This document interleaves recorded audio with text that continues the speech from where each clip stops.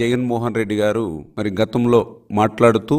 June 4వ తేదీన వచ్చేటువంటి ఆంధ్రప్రదేశ్ రిజల్ట్స్తో భారతదేశమంతా కూడా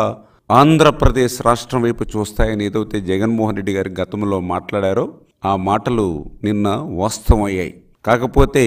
ఆయన ఆశించినట్లుగా ఫలితాలు లేకుండా ఆయనకి పూర్తి వ్యతిరేకంగా నిన్న ఫలితాలు వచ్చినటువంటి పరిస్థితుల్లో ఏదైతే ఆ యొక్క ఫలితాల నుండి పాఠాలు నేర్చుకోకుండా ఆ యొక్క 5 సంవత్సరాల పాలన వైఫల్యాలు గుర్తించకుండా ప్రజాస్వామ్యబద్ధంగా ఎవరైతే ఓట్లేశారో ఆ ప్రజల మీదే నిందలు మోపేటువంటి విధంగా నిన్న ముఖ్యమంత్రి గారు స్థాయిలో మాట్లాడడం చాలా చాలా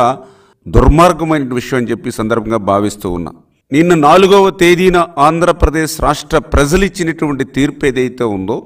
5 కోట్ల ఆంధ్రుల సమిష్టి విజయం అది. ఏదైతే ఈ యొక్క 5 సంవత్సరాల జగన్మోహన్ రెడ్డి పాలన మీద జనం తిరగబడి ఒక ప్రపంచంలా జగన్పై విరుచుకుపడి ఈ నిరంకుశత్వ నియంతృత్వ రాజ్యాన్ని కోకట వేళ్లతో పెక్కలించి కుప్ప కూల్చినటువంటి చారిత్రాత్మకమైనటువంటి విజయం నిన్నటి విజయం. అటువంటి విజయం పట్ల జగన్మోహన్ రెడ్డి మరి గుర్తించుకోవాల్సింది, ప్రజాస్వామ్యంలో పాలకులనేవాళ్ళు యజమానులు కాదు, పాలకులనేవాళ్ళు సేవకుల మాదిరిగా ఉండాలనేటువంటి విషయాన్ని వాస్తవాన్ని మరిచిపోయి ఏదైతే ఒక హిట్లరు, ఒక ముస్సోలిని, ఒక ముషారఫ్ మించినటువంటి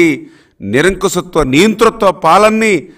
ఏదైతే ఆంధ్రప్రదేశ్ రాష్ట్రంలో అందించాడో దానితో ఏదైతే పెద్ద ఎత్తున ప్రజాగ్రహం మరి ఏదైతే ఆంధ్రప్రదేశ్ రాష్ట్రంలో వెల్లువెత్తితే ఆ యొక్క ప్రజల తీర్పుని కూడా అపహాస్యం చేసేటువంటి విధంగా జగన్మోహన్ రెడ్డి మాట్లాడడం అనేది చాలా చాలా దుర్మార్గమైన విషయం అని చెప్పి మరొక్కసారి సందర్భంగా తెలియజేసుకుంటూ 5 సంవత్సరాల జగన్మోహన్ రెడ్డి పాలనను ఏదైతే ఆయన అరాచకత్వాన్ని గుర్తించినటువంటి ప్రజలు విజ్ఞతతో వాళ్ళు ఓట్లేస్తే మరి ఆ విజ్ఞతనే ఈవేళ ప్రశ్నించేటువంటి విధంగా ఆ ప్రజల విజ్ఞతపైనే నిందలు వేసేటువంటి విధంగా జగన్మోహన్ రెడ్డి ముఖ్యమంత్రి స్థాయిలో ఉండి మాట్లాడుతూ ఉన్నాడనంటే నీతి లేని రాజకీయ నాయకుడు ఎవరైనా ఈ దేశంలో ఉన్నారనంటే అది జగన్మోహన్ రెడ్డి అని నిన్న ఆయన మాట్లాడినటువంటి మాటలను బట్టే మనందరికీ కూడా అర్థమవుతున్నటువంటి పరిస్థితి.